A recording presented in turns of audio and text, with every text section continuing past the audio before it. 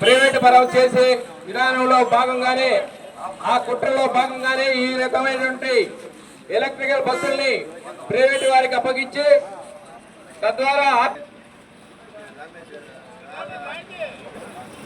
సగటు ఆర్టీసీ ఉద్యోగి రకరకాల ఆర్థిక భారాలతోటి ఇక్కడ సరైన పనిముట్లు లేక కాలం చెల్లిన టిమ్ములతోటి కండక్టర్లు ఈ స్త్రీశక్తి పథకంలో భాగంగా 50 మంది ఎక్కాల్సిన బస్సులో దాదాపుగా 130-140 మంది ప్రయాణిస్తూ ఉంటే బస్సు ఆపలేదని డ్రైవర్ల మీద దాడులు రకరకాల కార్యక్రమాలు జరుగుతూ ఉన్నాయి. అంతేకాకుండా ఆర్టీసీ సంబంధించి ఎలక్ట్రికల్ బస్సులు కొనుగోలు చేయాలని చెప్పి మేమంతా కోరుకుంటున్నాము.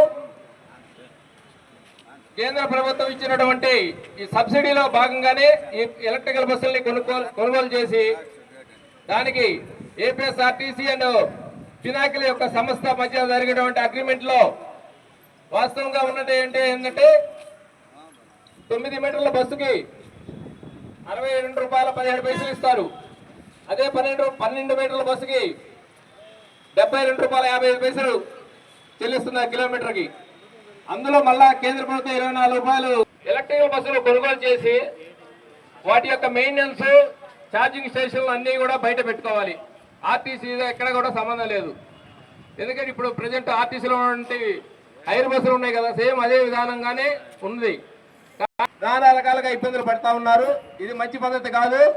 దయచేసి ఈ యొక్క విధానాలు మానుకొని ఏపీఎస్ఆర్టీసీని భవిష్యత్తులో మన అందరం కాపాడుకునే విధంగా ప్రతి ఒక్కరూ పాటుపడతారని చెప్పి ఆశిస్తూ ఈ కార్యక్రమాన్ని మన కో కన్వీనర్ మహేష్ గారు ప్రారంభించి బిగించాల్సింది కోరుతున్నాను. ఈ ధర్నా కార్యక్రమానికి అధ్యక్ష వహించడానికి అవకాశం ఇచ్చినటువంటి జేఏసీకి ముందుగా ధన్యవాదాలు తెలియజేస్తా ఉన్నాను. తర్వాత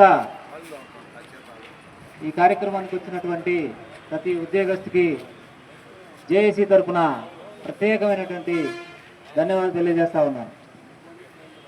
ఏదైతే రాష్ట్ర జేఏసీ పిలుపు మేరకు ఆర్టీసీలో ఉన్నటువంటి ప్రధానమైన సమస్యల మీద నిన్న ఈరోజు ఎర్ర బ్యాడ్జీలు ధరించి విధులకు హాజరవటం మరియు గేట్ మీటింగ్లు పెట్టమని రాష్ట్ర కమిటీ జేఏసీ పిలుపు మేరకు మనం ఈరోజు ఇక్కడ ధర్నా ఏర్పాటు చేసుకున్నాం.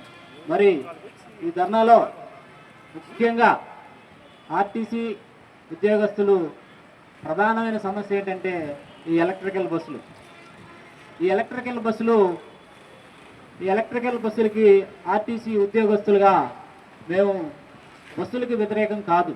మా వ్యతిరేకత దేనికంటే ఎలక్ట్రికల్ బస్సులను ప్రైవేట్ ఆపరేటర్లకి కట్టబెట్టి డిపోలను ఖాళీ చేసి వాళ్ళకిచ్చి కార్మికుల్ని పక్క డిపోలకి తరలించే విధానాన్ని మేము దానికి వ్యతిరేకం.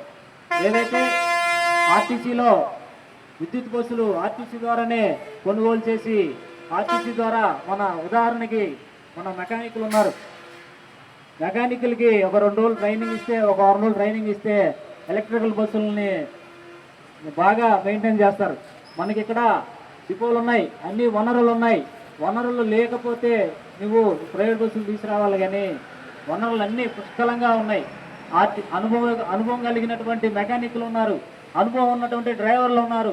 కాబట్టి ఈ విధానాన్ని విద్యుత్ బస్సులను ప్రైవేట్ ఆపరేటర్లకు కట్టబెట్టే విధానాన్ని మానుకొని విద్యుత్ బస్సులను ఆర్టీసీ ద్వారానే నిర్వహించాలని కోరుకుంటున్నాను.